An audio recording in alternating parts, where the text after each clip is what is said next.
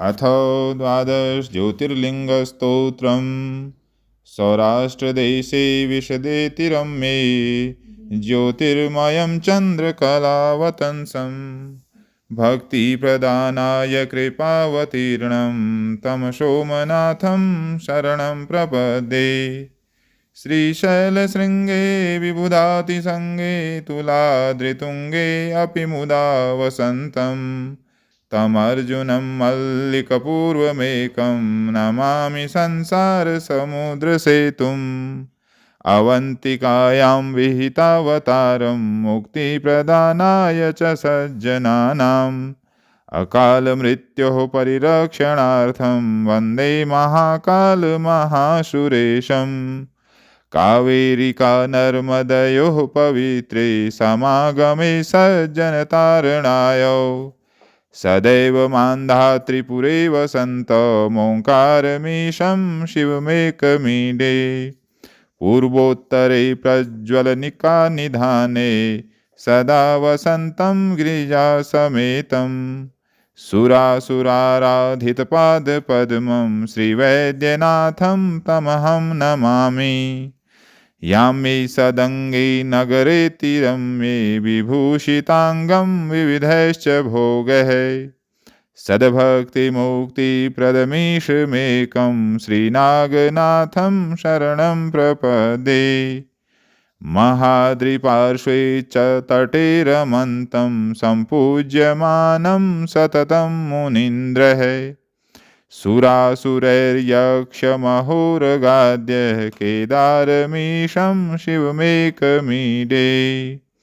शय्याद्रिशीर्षे विमले वसन्तं गोदावरीतीरपवित्रदेशे यद्दर्शनात् पातकमाशु नाशं प्रयाति तं त्र्यम्बकमीशमीडे।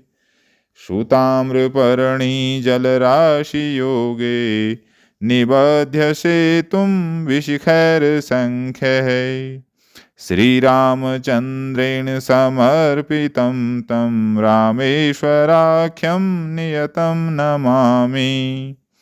यं डाकिनी शाकिनिकासमाजे निषेव्यमाणं विशिताशनैश्च सदैव भीमादिप्रदप्रसिद्धं तं शङ्करं भक्तहितं नमामि।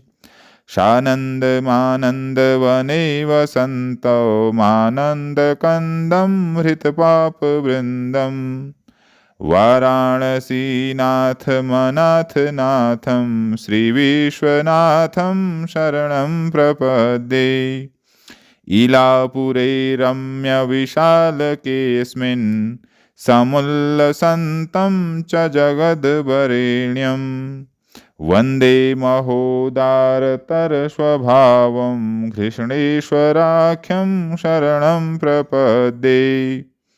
ज्योतिर्मयद्वादशलिङ्गकानां शिवात्मनां प्रोक्तमिदं क्रमेण स्तोत्रं पठित्वा मनुज्योतिभक्त्या फलं तदालोक्य निजं भजे च फलं तदालोक्य निजं भजे च।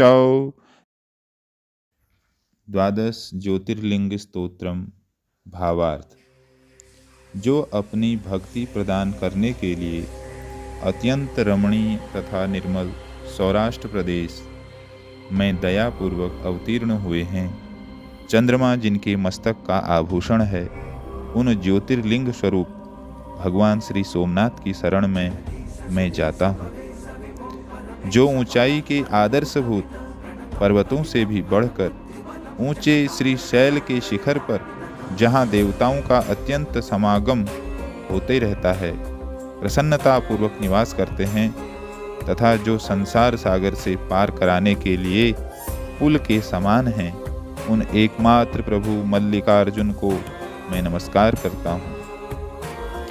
संत जनों को मोक्ष देने के लिए जिन्होंने अवंतीपुरी उज्जैन में अवतार धारण किया है, उन महाकाल नाम से विख्यात महादेव जी को मैं अकाल मृत्यु से बचने के लिए प्रणाम करता हूँ।